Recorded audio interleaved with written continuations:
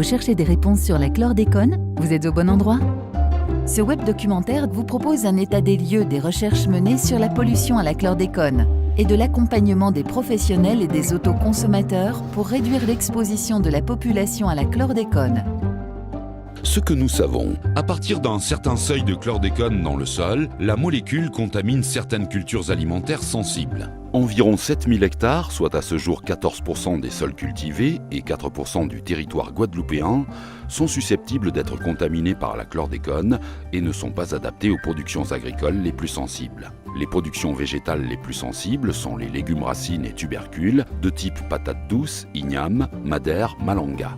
Les légumes de la famille des giromons et des salades peuvent être contaminés dans des sols très pollués. Pour les autres végétaux, 100% des sols cultivés sont exploitables, car ces plantes ne sont pas sensibles à la chlordécone. Par exemple, les bananes, les arbres fruitiers, les ananas, les tomates, les aubergines ne sont pas contaminés. Depuis octobre 2003, il est recommandé aux agriculteurs de faire analyser leurs parcelles de manière à éviter la contamination des végétaux qu'ils désirent cultiver. En effet, les agriculteurs sont responsables de la qualité de leurs produits mis sur le marché.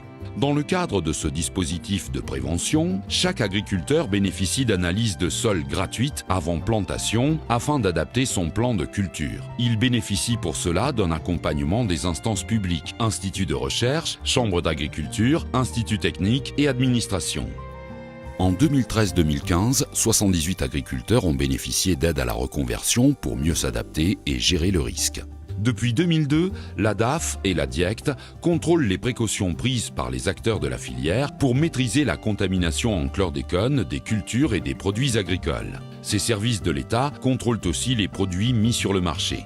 Bonne nouvelle, les efforts des agriculteurs pour adapter leur système de culture ont été efficaces. Les fruits et légumes sensibles sont, pour la plupart, cultivés sur des terres vierges de toute contamination et les résultats de ces contrôles attestent d'un taux de conformité aux normes proche de 90%. Conseil: l'analyse de sol reste le point de départ de la maîtrise de la contamination. Pensez à faire analyser votre sol si vous cultivez vos végétaux de manière amateur ou professionnelle.